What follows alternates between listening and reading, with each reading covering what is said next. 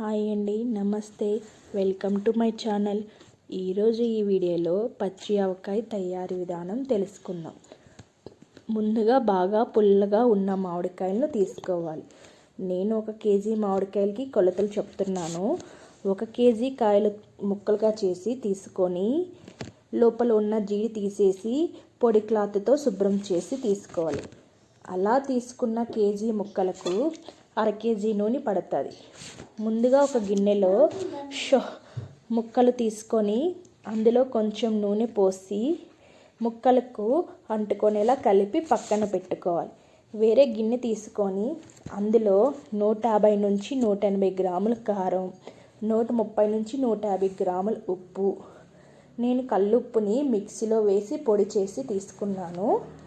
తర్వాత 60 గ్రాముల ఆవాల పిండి, 1 స్పూన్ మెంతిపిండి, 1/2 స్పూన్ పసుపు వేసి బాగా పొడిగా ఉన్న గరిటెతో కలిపి ఆ పొడిని ముందుగా నూనె కలిపి పెట్టుకున్న మామిడి ముక్కలలో వేసి బాగా కలపాలి.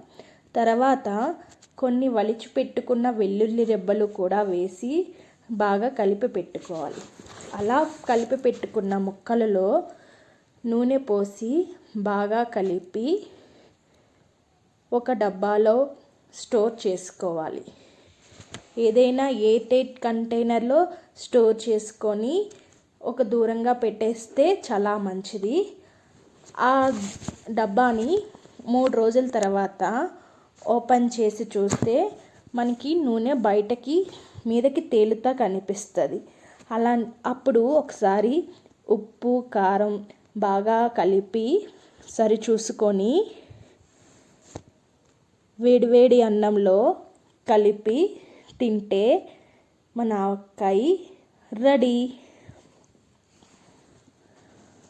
థ్యాంక్ యూ ఫర్ వాచింగ్ అండి. ఈ వీడియో కానీ మీకు నచ్చితే ప్లీజ్ లైక్ చేయండి, షేర్ చేయండి, సబ్స్క్రైబ్ చేయండి. మీ ఫ్రెండ్స్ ఫ్యామిలీ మెంబర్స్కి షేర్ చేయండి. Thank you.